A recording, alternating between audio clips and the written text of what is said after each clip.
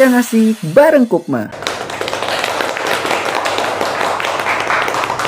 Halo Sobat Kopma, kembali lagi di Bisik Bincang Asik bareng Kopma. Bersama saya Rostina sebagai host dan teman saya Ruth sebagai co-host. Hari ini kita kedatangan tamu spesial, dua tamu yang cantik, baik hati dan tidak sombong. Ada Kak Rahmi dan Kak Sri. Oke, Kak, sebelum kita lanjut ke pembicaraan, Kak, boleh perkenalkan diri dulu. Oh iya. Halo semuanya, perkenalkan saya Sri Amriani. Biasa orang-orang menyapa dengan panggilan Sri, biasa juga akrab dipanggil Sri Cis. Kalau saya dari jurusan Pendidikan Pancasila dan Kewarganegaraan, Fakultas Ilmu Sosial dan Hukum, Universitas Negeri Makassar. Kalau kita, Kak. Baik, halo teman-teman di luar sana ataupun sahabat-sahabat Kopma di luar sana. Perkenalkan, nama saya Rahmi. Saya dari Fakultas Ekonomi jurusan Manajemen. Bagaimana kabar tak hari ini, Kak? Kalau saya alhamdulillah baik. Ya, alhamdulillah baik dan insya Allah selalu baik. Alhamdulillah. Kak, apa kegiatan tak atau kesibukan tak akhir-akhir ini? Kita, Kak. Kalau saya kesibukannya kira-kira ini bekerja. Selain itu tidak ada lagi sih, cuma kerja saya. Bekerja apa? Saya kerja sebagai admin di salah satu perusahaan swasta. Kalau saya kesibukannya akhir-akhir ini jadi tenaga pendidik, jadi guru di salah satu sekolah swasta di Kota Makassar. Selebihnya itu saya juga menjadi salah satu karyawan di salah satu store-nya Kopma juga. Oke, Kak, bisa ceritakan sedikit latar belakangnya selama di Kopma? Mungkin ada organisasi lain yang diikuti selain Kopma? Nah, iya. Siapa dulu nih? Kalau saya kan dari prodi PPKN Pancasila dan Kewarganegaraan, Pendidikan Pancasila dan Kewarganegaraan. Sempat bergabung di organisasi himpunannya PPKN, HMJ PPKN HWNM. Kemudian setelah itu saya lanjut juga naik ke fakultas di Maperwa dan ke Kopma. Kalau saya sendiri itu sebelum masuk Kopma saya memang tergabung di salah satu biro jurusan yaitu KMM Asyamil. Nah, saya sempat jadi ketua di situ, kemudian saya mendaftar di UKM yaitu di Kopma. Nah, setelah itu saya juga sempat tergabung di salah satu komunitas dari beasiswa Bank Indonesia. Jadi itu 3 organisasi yang saya tekuni selama saya berkuliah. Nggak ada gitu, Kak, kalau apa namanya, nggak baku Bisa tabrakan jatuh ya, gitu.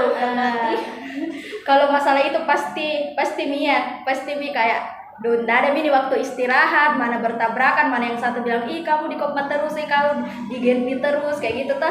Jadi kita ini harus pintar-pintar atur ki jadwal tak masing-masing. Puncaknya itu sebenarnya waktu saya masih menjabat di Asyamil, saya juga kemudian mau menjabat di Kopma, jadi itu di situ puncaknya sebenarnya kayak harus kamu milih bagaimana milih gitu. Tapi alhamdulillah semuanya terlewati sampai sekarang. 3 organisasi itu maksudnya bersamaan waktunya? Hampir bersamaan, berentetan, jadi dia kayak Asyamil ketemu Kopma ketemu Genbi kayak gitu.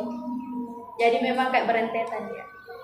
Kak, kan kalau misalnya bercerita tentang alasan masuk Kopma toh, Kak, pasti kalau setiap orang itu berbeda-beda ya alasannya masuk organisasi begitu. Jadi mau Kak bertanya alasan tak masuk Kopma itu? Iya, kenapa begitu? Mungkin Sri dulu deh. Iya. Dulu kan. Alasannya masuk Kopma. Jujur saja untuk mengenai tentang koperasi saya sebenarnya tidak terlalu paham, karena pada saat sekolah kayak yang ditahu mengenai koperasi ya simpan pinjam, koperasi guru. Waktu sekolah kayak SMA memang ada koperasi yang kayak menjual cemilan dan peralatan sekolah, tapi itu dikelola oleh guru, bukan koperasi siswa. Jadi saya dulu tuh sebatas tahunya cuma koperasi simpan pinjam saja. Nah, terus pas masuk kuliah, itu pas awal-awal memang enggak terlalu tahu apa mengenai tentang ternyata ada Kopma, ada koperasi di tingkat universitas. Nah, pada saat itu saya kan masuk Kopma itu di tahun 2020, 1 tahun setelah menjadi mahasiswa di UNM. Saya kan masuknya di tahun 2019, terus masuk Kopma itu di tahun 2020. Sebagaimana yang kita tahu bahwa tahun 2020 itu kan COVID, pandemi virus corona menyebar ke Indonesia, dan semua pekerjaan, semua sekolah, pembelajaran, mengajar kan semua dilakukan dari rumah. Work from home dan juga belajar dari rumah. Nah, pada saat itu tahun 2020 itu saya sedikit melanggar aturan pemerintah, karena kan ada aturan yang beredar kita harus stay di rumah karena harus jaga jarak dan sebagainya. Tapi karena ada amanah yang diberikan, itu salah satu tugas di organisasi juga di kampus yang harus diselesaikan di Makassar. Jadi mau tidak mau saya banyak beraktivitas di Makassar pada saat itu. Nah, tibalah di tahun 2020 itu, kalau tidak salah di bulan-bulan September ya, Oktober, itu masa-masa perekrutan kan untuk masuk CBT, untuk ikut CBT. Nah, pada saat itu salah satu teman jurusan saya yang mungkin teman-teman juga kenal, salah satu anggota Kopma namanya Indah Bakfira. Nah, Indah ini mengajak, Sri, ada organisasi UKM namanya Kopma, Koperasi Mahasiswa. Ini tuh kayak bisa menyimpan uang, ada simpanan wajib yang kayak ceritanya kayak menabung kayak begitu ya, kayak setiap bulan menabung. Nah, jujur saja motivasinya itu pada saat awal-awal mau masuk Kopma karena mau menabung. Jadi kayak jadi menabung itu bukan hanya di bank, bukan hanya di celengan yang mungkin bisa saja diambil tuh kalau semisal ada godaan untuk beli inilah, untuk beli itulah. Nah, bisa menabung 10.000 per bulan, informasi yang saya dapatkan. Nah, itu motivasi pertama. Jadi mendaftarlah saya dengan Indah itu pada saat H-1 CBT, H-1 penutupan pendaftaran. Jadi kalau dibilang latar belakangnya masuk Kopma itu sebenarnya karena itu awalnya ya. Nah, setelah masuk Kopma ternyata Kopma itu tidak sekecil itu, ternyata tidak sekecil itu yang bisa didapatkan di Kopma, tidak sekecil itu manfaat yang bisa didapatkan, tapi banyak sekali yang bisa didapatkan di Kopma. Mungkin sebentar akan diceritakan lebih lanjut. Kalau kita Kak, Kalau saya sendiri sebenarnya itu pertama kaliku itu jadi maba. Kan ini di jurusanku lumayan ketat kini, senior-seniornya banyak itu yang bilang sebaiknya itu kita di jurusan dulu, baru selanjutnya meningkat lagi di UKM. Tapi pada saat itu mungkin saya tidak terlalu dekat sama organisasi jurusan. Akhirnya daftar Kak ini di salah satu UKM favoritku kayak gitu favoritku ini dari SMA lah, dari SMK ini ku ikuti, dari SMP malahan, jadi mau juga lanjut ke di universitas. Nah, setelah Kak lanjut, dia tuh penerimaan hari pertama itu kita ada pertemuan melalui Zoom karena COVID. Nah, kurang nyaman begitu ya. Saya tuh kalau kayak kurang nyaman Kak di sesuatu itu tidak kulanjut Ki. Akhirnya besoknya berhenti tidak kulanjut itu penerimaannya, padahal itu adalah organisasi yang kutekuni dari dulu. Tapi berhenti Kak. Setelahnya itu ngajak mulai temanku ke berbagai UKM yang ada di UNM. Tapi kayak tidak ada yang serak. Akhirnya aku lihat nih siapa ini UKM yang masih buka. Ternyata Kopma adalah UKM terakhir yang merekrut. Makanya saya daftar di Kopma. Jadi alasanku itu pertama karena sisa Kopma yang buka. Jadi saya daftar di Kopma. Jadi Kak Rahmi itu cari tahu sendiri informasinya mau masuk Kopma, tidak ada yang ajak gitu? Tidak ada, karena tidak ada temanku tertarik. Jadi itu sebenarnya saya yang ngajak, ayo video daftar Miki di sini kayak begitu. Karena mungkin kan teman-temanku apalagi di koperasi jujur masih awam, terutama kalau bukan dari kota Makassar itu di daerah-daerah itu koperasi itu masih sangat awam dikenal. Cuman dikenalnya itu cuman tempat pinjam uang kayak gitu. Jadi itu kayaknya beberapa temanku terutama yang berasal dari daerah itu kurang tertarik untuk masuk Kopma. Banyak yang pilih UKM yang sudah dikenal dari dulu, dari zaman SD sudah ada UKM itu kayak gitu jadi aku cari mini yang mana ini UKM yang masih buka, karena saya tipe orang yang tidak berorganisasi, kayak malas tinggal di rumah jadi saya cari yang masih buka. Ternyata Kopma masih buka, jadi akhirnya saya daftar di Kopma kayak gitu. Apa yang dilihat Kak pertama kali, maksudnya apa yang membuat ini UKM bagus? Sebenarnya saya tidak pandang dari situnya. Jadi masih betul-betul buka, kayak masih buka. bilang masih buka. Di jadi sini tidak- mah deh kayak tidak gitu. dilihat seluk-beluknya gitu. Karena tidak ada juga aku kenal satu orang pun di Kopma pas pertama kali Kak daftar Kopma kayak gitu. Oke Kak, bisa juga sharing ke teman-teman di rumah pengalamannya selama di Kopma, mulai dari mungkin masuk LK, jadi pengurus atau jadi karyawan, apa sih pengalamannya yang dapat? Ya, dari saya dulu ya. Jadi kalau pengalaman deh, kalau aku ceritakan Ki sampai kayaknya di podcast 30 jam atau lebih. Jadi kalau saya singkat-singkat bisa jadi ada pengalamannya kayak jelas-jelas kayak tidak pernah saya lari dari Kopma kayak begitu. Jadi betul-betul kurasakan Ki bagaimana ini dinamikanya di Kopma. Jadi pertama itu pas mendaftar ternyata saya tidak salah pilih UKM karena memang saya suka ke UKM yang santai, tidak terlalu senioritas dan teman-temannya itu humble. Nah saya suka UKM yang seperti itu. Terus ini Kopma selalu kina ajak untuk lebih luas lagi Ki cara berpikir tak kegiatan-kegiatannya. Kopma selalu kegiatan yang have fun. Tidak pernah itu yang kayak dari malas ikut kegiatan ini, tidak pernah, karena memang kegiatannya selalu yang buat kita bahagia, yang buat kita selalu mau ikut. Nah itu yang pertama pengalamanku di Kopma. Terus pertama kan ini CBT pertama. Nah di CBT itu pertama kali Kak kenal senior Kopma karena satu kampung halaman Kak ternyata. Jadi saya ini saya di sini kemarin itu sempat Kak jadi wali kelas CBT. Pas bukan bisa di CBT toh, pas CBT selanjutnya itu saya jadi wali kelas CBT. Terus yang jadi pemateri itu di kelasku Kak Aisyah. Terus Kak Arham ini jadi asistennya pemateri. Terus dia perkenalkan diri, ternyata dia lahir di Sulawesi Tenggara, Lasusua. Jadi pas sudah itu langsung ikut tanya, bilang, "Ika orang Lasusua, saya juga dari Lasusua Kak, dari Kolago Utara." Nah, ternyata ketemu bikinnya lagi di Kopma. Jadi Kopma itu kasih Kak juga bisa kenalan sama orang lain yang memang jauh jurusan, tak saya di Gunung Sari, dia di Fakultas Olahraga, tak bisa ketemu di Kopma. Nah, di situ jadi di situ juga mulai Kak kenal banyak orang-orang di Kopma melalui CBT dan CIT dengan teman-teman yang lainnya. Terus untuk masuk LK, saya langsung masuk LK di CTC. Jadi LK aku itu CTC, mulai dari staf Kak. Nah sudah Kak jadi staf, sembari Kak jadi karyawan di Kopma. Nah jadi saya staf, karyawan juga di Kopma. Nah setelah itu kemudian setelah jadi staf, saya jadi pengurus di tahun buku 2022.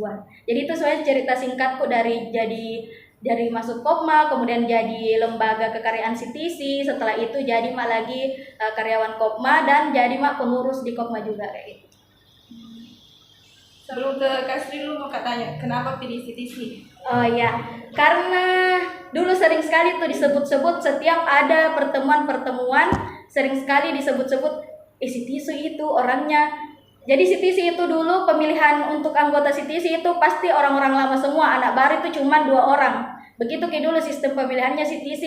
Makanya dari situ tertarik Kak, wah ternyata di CTC tidak sembarang orang bisa masuk kayak gitu. Nah akhirnya tapi kan pandemi jadi ada beberapa orang baru yang rekrut CTC, bukan cuma senior saja. Nah di situ CTC itu dipimpin sama Kak Syarif yang pimpin di situ. Akhirnya tertarik mau masuk CTC, daftar Kak, ternyata lulus. Kan kita diseleksi juga tuh masuk lembaga kekaryaan, jadi alhamdulillah lulus. Nah saya jalanin di situ jadi lembaga kekaryaan CTC kayak gitu. Kalau Kasri apa pengalamannya selama di Kopma? Oh ya, pengalaman selama menjadi anggota Kopma ya. Oke, untuk yang pertama itu selama ini sebelum saya mengenal jauh mengenai tentang Kopma kan pemikiranku hanya kayak simpan pinjam dan sebagainya toh. Nah pada saat itu kan pertama itu pelatihan yang kita jalanin, yang kita ikuti kan namanya CBT. Nah Cooperation Basic Training atau yang pelatihan dasarnya lah Kopma. Nah pada saat itu first impressionku yang pertama, wah banyak makanan. Betul sekali.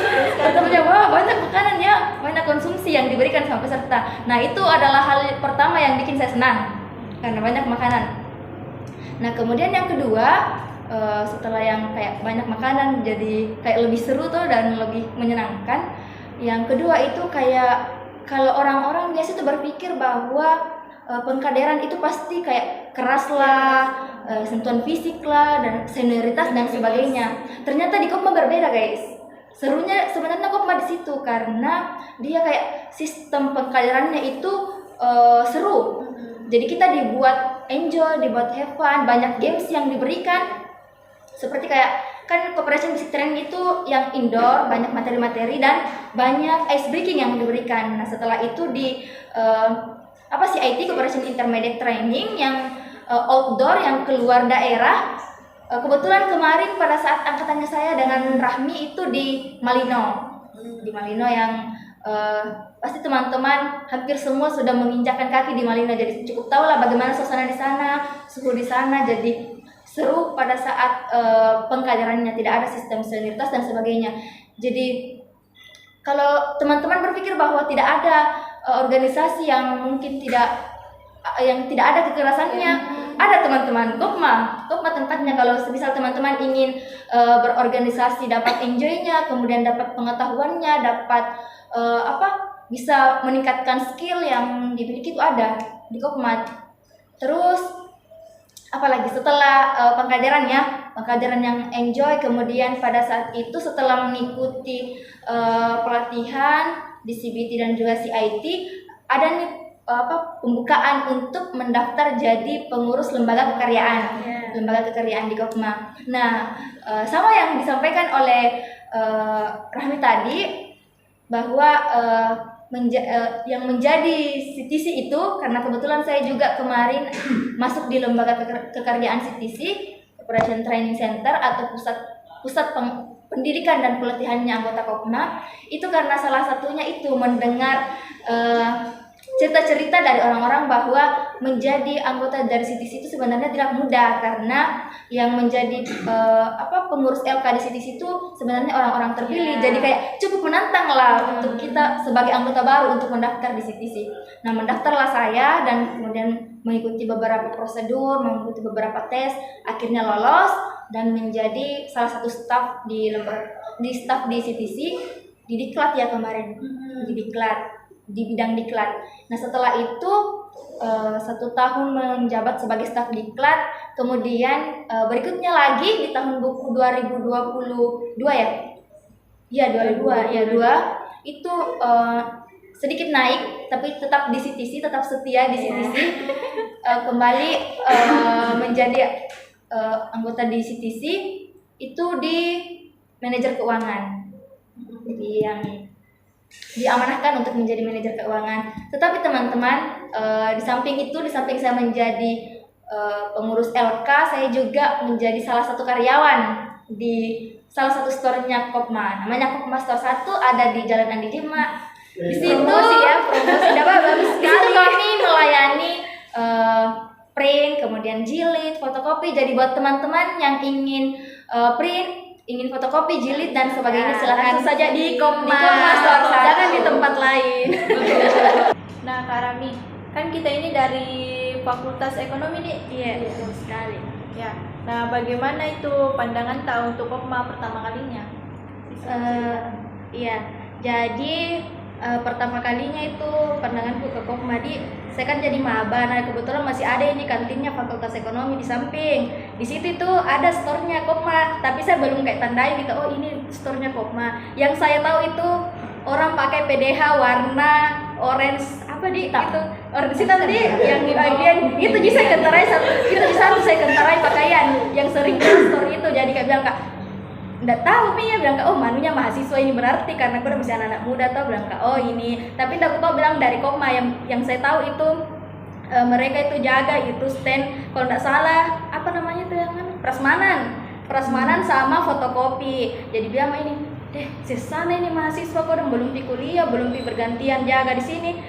Dan ternyata aku tahu kalau ternyata itu Kopma ada karyawannya. Maksudnya kayak sehebat itu kah Kopma bisa mempekerjakan orang, padahal dia adalah sebuah lembaga UKM. Jadi dia tahu belum 4 tahun. Jadi itu Miku bilang setahu itu cuman mahasiswa yang pakai PDH orange kayak gitu. Terus kayak kalau di Fakultas Ekonomi juga itu kan mayoritas itu yang masuk Kopma rata-rata dari ekonomi, karena memang kan kita jurusan tak mungkin atau fakultasnya itu bersinggungan langsung dengan koperasi toh, jadi mungkin itu misalnya satu yang buat banyak orang dari ekonomi itu masuk ke Kopma. Apalagi kan pembina tak juga Prof Tamrin, dia itu adalah dekan di Fakultas Ekonomi. Jadi itu sih pandanganku ke Kopma pertama kali, kayak hebat gitu begitu. Ternyata dia punya karyawan padahal dia adalah sebuah lembaga di universitas kayak gitu. Kalau kita Kak, Oh ya, kalau saya pandanganku pertama kalinya mengenai tentang Kopma. Oke, saya kan dari Fakultas Ilmu Sosial, dari Pendidikan Pancasila dan Kewarganegaraan yang awalnya memang tidak tahu sama sekali mengenai tentang koperasi nih, mengenai tentang Kopma, karena memang backgroundnya bukan iya, backgroundnya kan bukan dari mengenai tentang ekonomi dan perkoperasian dan sebagainya, dan mungkin sektor di FIS itu dia lumayan jauh untuk menjangkau store-store-nya Kopma. Seperti di ekonomi kan ada kafetaria yang bisa dia lihat secara langsung walaupun belum terlalu mengenal mengenai tentang Kopma. Karena saya itu mengenal Kopma ya dari teman diperkenalkan, kemudian masuk masuk pengkaderannya dan sebagainya. Kemudian yang pertama adalah memang saya lumayan kaget, dan memang kaget pada saat pertama kali masuk Kopma itu semua orang-orangnya hampir mungkin kita 90%, 95% itu memang dari mahasiswa dari Fakultas Ekonomi. Karena memang mungkin bersinggungan langsung dan linear toh, ada beberapa mata kuliah yang harus ada yang mewajibkan kayak gitu, yang harus memang tahu mengenai tentang koperasi. Nah, pada saat itu sempat sedikit terbesit dalam hati saya akan nyaman jaka ke depannya, karena kan kita minoritas dan orang-orangnya ini dari ekonomi semua. Jadi otomatis kayak interaksi kok bersama dengan beberapa orang gitu selama di Kopma. Tetapi setelah saya jalani beberapa bulan dan seterusnya sampai sekarang, sebenarnya menjadi minoritas itu bukan masalah yang besar.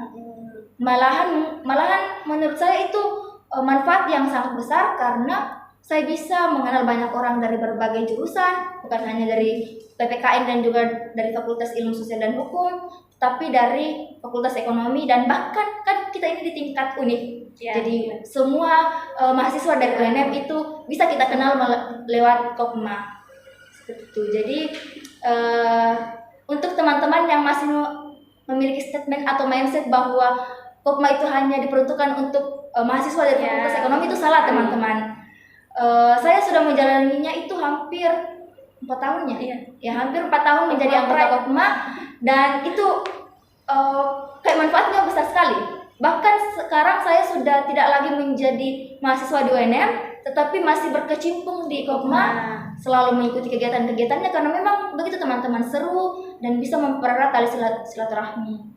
Jadi kayak konsep minoritas tuh sebenarnya tidak terlalu terasa ya? Iya, kayak kalau masuk pakai di Kopma, teman-teman tuh nggak ada nih kayak ini PPKN, ini ekonomi, ini manajemen dan sebagainya, nggak ada. Iya. Nah, Kak Rami, kan setahu kok pernah ikut kepengurusan nih? Iya, betul sekali. Nah, selama jadi pengurus itu apakah ada yang membuat Kak Rami berpikir untuk mundur atau berhenti dari kepengurusan? Jadi saya ini kan kepengurusan saya itu di tahun buku 2022. Pertanyaannya tadi, apa yang membuat saya ingin berhenti? Adakah yang membuat saya ingin berhenti? Jadi kalau kalian mau tahu dinamika Kopma yang sesungguhnya, jadi bikin pengurus. Karena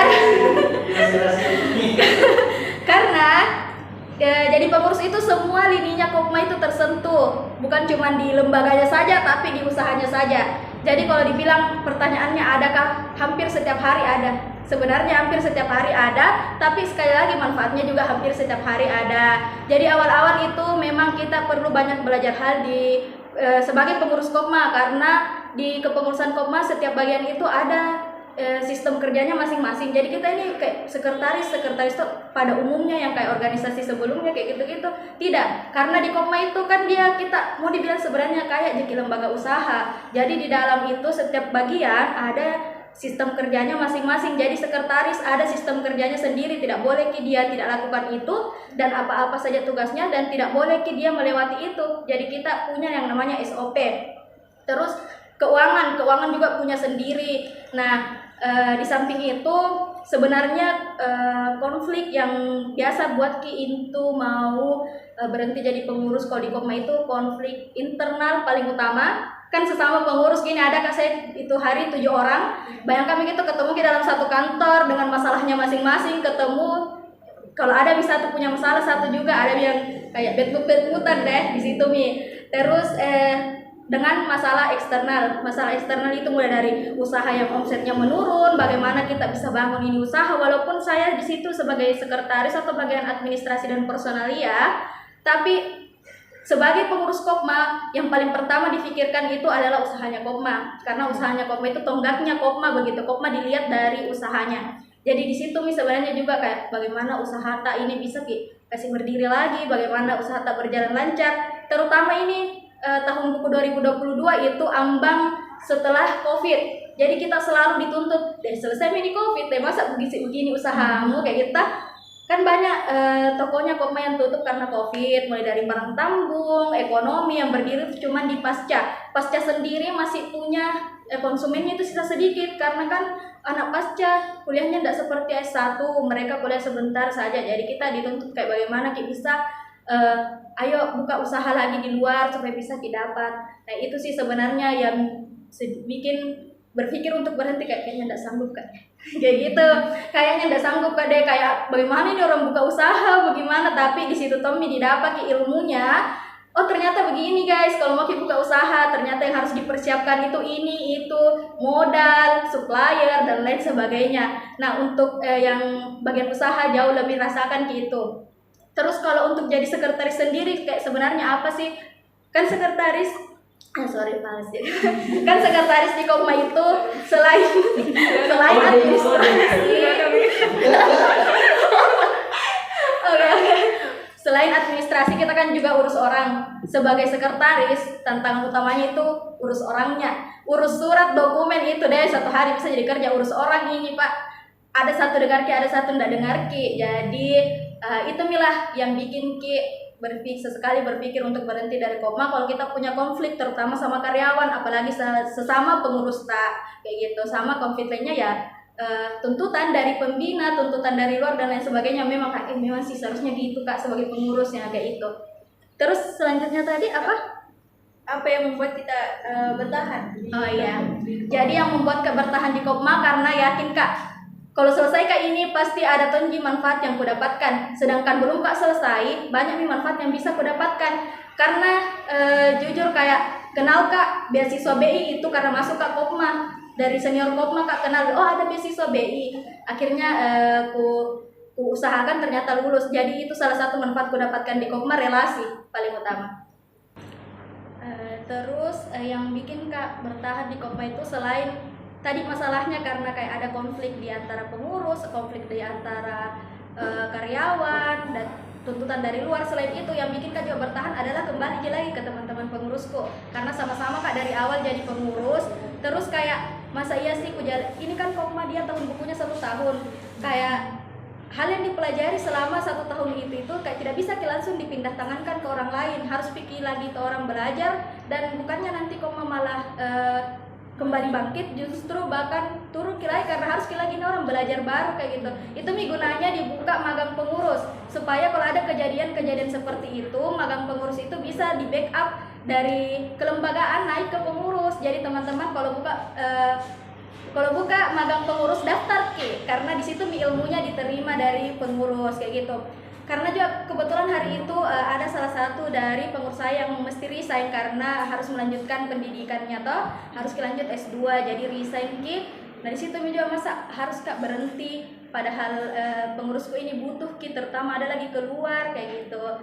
Jadi itu sih kembali lagi yang bikin Kak bertahan di Kopma, selain karena kembali ke rekan-rekan pengurusku, kembali juga ke tanggung jawab yang harus kepegang, apa yang harus kumulai harus juga kuselesaikan kayak gitu.